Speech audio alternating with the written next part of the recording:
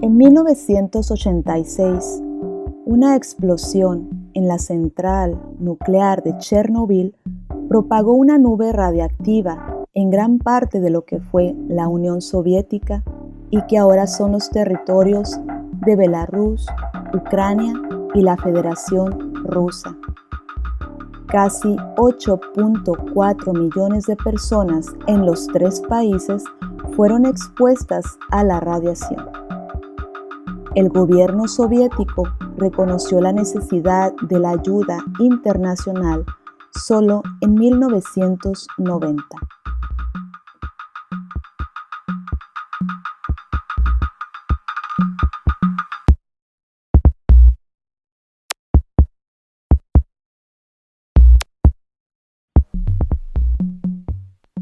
Y sigamos narrando esta historia que aún es reciente.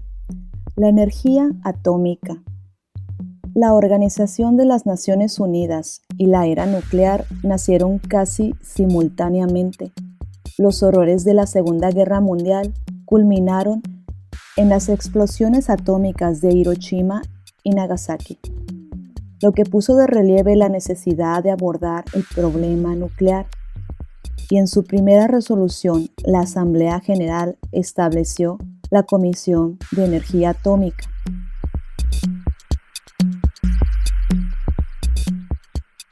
En la actualidad, 30 países generan energía eléctrica a través de 451 reactores nucleares. Esto significa que alrededor del mundo tenemos 451 reactores capaces de explotar el mundo entero.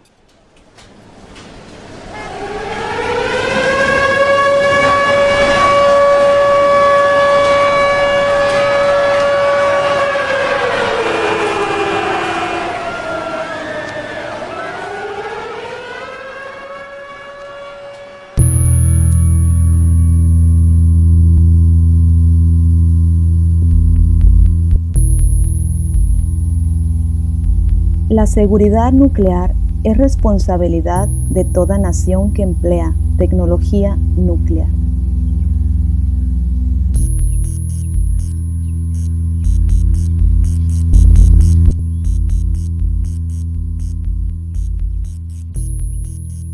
En 1986, el accidente de la central nuclear de Chernobyl en Ucrania fue el resultado de un diseño defectuoso del reactor en el que trabajaba el personal que no estaba debidamente cualificado.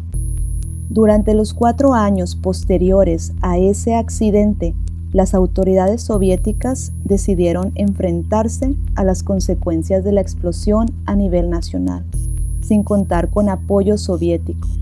Las Naciones Unidas y sus asociados buscaron formas de proporcionar ayuda de emergencia, las cuales incluían una evaluación de la seguridad nuclear y de las condiciones medioambientales de la zona contaminada, así como un diagnóstico de los diferentes problemas de salud pública derivados del accidente. Después de la catástrofe de Chernobyl, se intensificó la cooperación internacional en el ámbito de la seguridad nuclear. Se desarrollaron y adoptaron 4 convenciones internacionales de seguridad, 2 códigos de conducta, unos principios fundamentales de seguridad y una serie de normas de seguridad reconocidas a nivel mundial. Las normas de seguridad reflejan un consenso internacional sobre lo que implica un nivel alto de protección para las personas y el medio ambiente.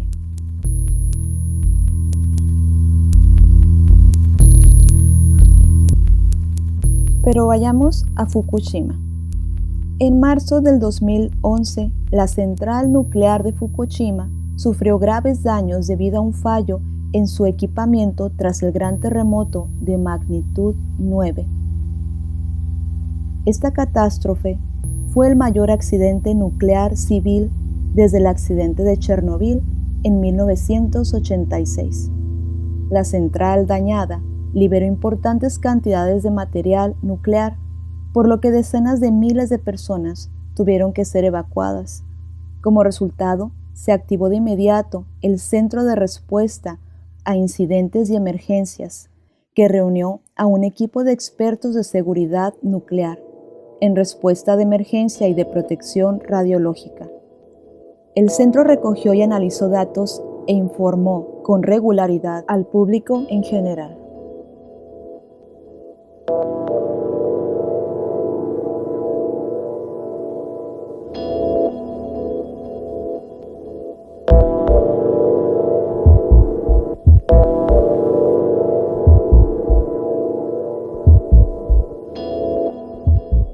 ¿Qué tal estos desastres internacionales de envergadura, ahora sí que nuclear? Esto se trata de energía atómica, que no se aprende de los desastres que hemos tenido ya y que todavía sigue existiendo la energía atómica. Vámonos con una pausa musical.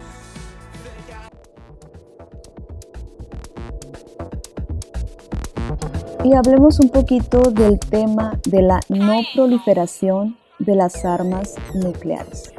Bueno, existe un tratado de no proliferación. Aún así, hay países que utilizan este tipo de energía. Sin embargo, se llevan a cabo inspecciones para garantizar que los materiales nucleares se usan únicamente con fines pacíficos, como lo es generar electricidad.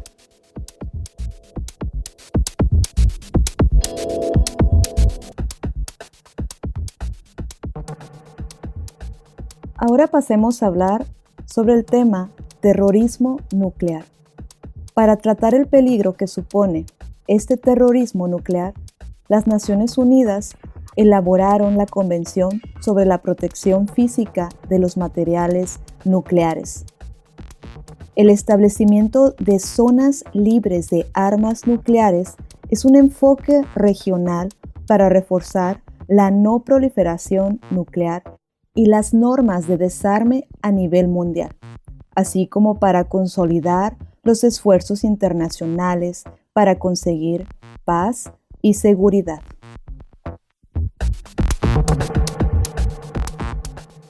Se estipula que ninguna disposición de este tratado menoscabará el derecho de cualquier grupo de estados a concertar tratados regionales a fin de asegurar la ausencia total de armas nucleares en sus respectivos territorios.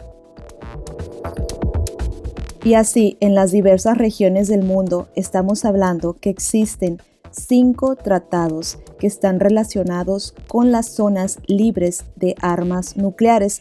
Estos tratados abarcan las zonas de América Latina y el Caribe, Pacífico Sur, Asia Sudoriental, África y Asia Central.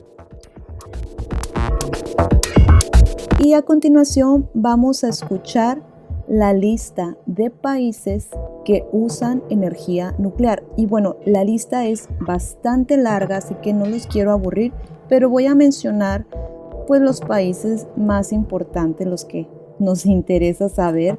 Por ejemplo, Alemania cuenta con 7 reactores en situación de operar. Brasil cuenta con 2 reactores nucleares. China cuenta con 46. Estados Unidos cuenta con 98 reactores nucleares. México con 2. Suiza tiene 5 reactores nucleares. Y en total de los reactores nucleares alrededor del mundo, la cifra aquí marca que son 450, aunque al principio dije que eran 451, probablemente hay un país que por ahí está sumando uno más, quién sabe por qué, tendremos que investigar más. Y bien, pues qué miedo, ¿no? Vivir cerca de una de estas generadoras de energía nuclear, de una planta nuclear. En las ciudades que viven en un radio de unos 20 kilómetros, a la población se les da yoduro de potasio. Esto es en caso de que exista algún tipo de accidente con la planta nuclear, se toma esta píldora de yoduro de potasio. En Suiza las entregan, pero solamente las entregan a una población menor de 50 años. Entonces, las personas mayores pues no reciben esta dosis de yoduro de potasio.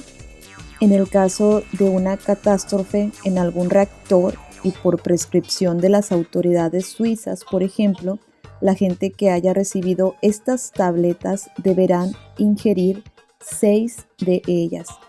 De esta forma, la glándula tiroides se llenará de yoduro de potasio de los comprimidos para evitar que el yoduro radioactivo expandido tras un accidente nuclear pueda fijarse en él. Y hablemos ahora un poquito del abandono de la energía nuclear. El abandono de la energía nuclear es una opción política consistente en dejar de usar la energía nuclear para la generación de electricidad. La idea incluye en algunos países el cierre de las centrales nucleares existentes. Suecia fue el primer país donde se propuso en el año de 1980. Después le siguió Italia en 1987, Bélgica, Alemania y Suiza en el 2011. Y bien, el abandono de la energía nuclear es algo que nos compete a todas las naciones que tienen en este momento energía nuclear, pero sobre todo a los ciudadanos y las ciudadanas que vivimos dentro. Propiciar, abogar, hablar y alzar la voz por el cese de las plantas nucleares. Imagínate, por eso siempre hablamos en este programa de paz. Ahora, imagínate que dos países se estén peleando y estos dos países tienen energía nuclear. O sea, ¿qué puedes esperarte de una tensión de esa magnitud?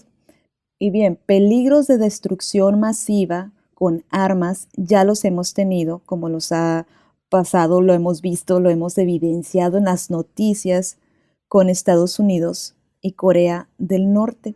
Pero bien, no queremos eso, por eso propiciamos una vez más el cese al fuego, el cese a las construcciones de plantas de energía nuclear y el cese a todo tipo de violencia. Y yo quisiera recordarles una anécdota que pasó en el 2011 en el desastre de Fukushima, donde unos jubilados japoneses se ofrecieron de voluntarios para limpiar la zona del desastre. Y esta acción a mí se me hizo, wow, o sea, una acción noble, valiente, entera, humana, de que estos jubilados que ya pasaban los 70 años, tomaran la decisión de limpiar para que ellos se expusieran con el riesgo de la radiación y, atención, no exponer a las personas más jóvenes que probablemente tenían familias, niños pequeños o niñas pequeñas. Entonces, esta acción japonesa yo la recuerdo con mucho respeto, ¿sí? Con mucho respeto porque se me hizo una acción como que no se difundió tanto, al menos sentí yo como que la gente no le dio mucho eco a esta noticia. Yo en lo personal considero que, bueno, es parte de la cultura japonesa. A mí me gusta mucho algunas cosas de la cultura japonesa, sobre todo esta idea de honorable, ¿no?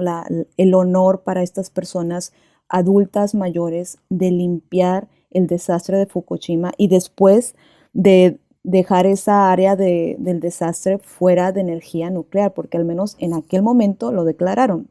Probablemente ahorita ya volvieron a la energía nuclear, no lo dudo, pero en ese momento que sucedía que pasó el terremoto, después el tsunami y el desastre posterior de la radiación, pues era un momento como álgido para toda la humanidad. Y este grupo de personas mayores, pues que se arriesguen a limpiar con toda la posibilidad de que iban a morir años posteriores con la radiación recibida, pues es realmente admirable, valorable. y una acción de mucho honor para estas personas que vivieron un desastre nuclear en el 2011. Y bien, sobre esta cultura del sacrificio japonesa, por ejemplo, hay dos que conocemos todos y todas por acá, por ejemplo, los kamikazes, que era el avión donde una persona del ejército japonés y se estrellaba contra el objetivo del enemigo, sea un barco, una estación o lo que sea, ¿no? Entonces esta idea pues, de sacrificio, ¿por quién? Pues por su pueblo, desgraciadamente. Hay otra que se llama el harakiri, que es como un suicidio por honor.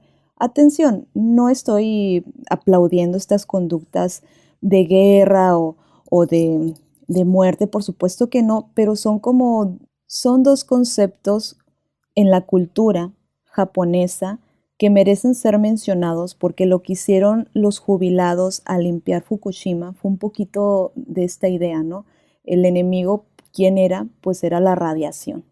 El harakiri, ¿qué era? Pues era irte y meter dentro del desastre que obviamente las consecuencias todas y todos lo sabemos. Entonces, pues nomás si quieren revisar un poquito más sobre estos pasajes de la historia que son bien interesantes, bien bonitos, entenderlos a manera reflexiva, más que nada, no de que esté como aplaudiendo o vanagloriando la idea del ejército y todo esto, no, pero hablo más que nada por los jubilados japoneses que se ofrecieron en limpiar el desastre en Fukushima y lo hicieron con esta idea cultural que permea en el pueblo japonés, ¿no? De te vas a sacrificar por quién, para que alguien más viva bien, para que tus nietos, para que tus hijas, para que tus hijos puedan vivir mejor. Entonces por eso los adultos mayores decidieron, en este caso, hacer un sacrificio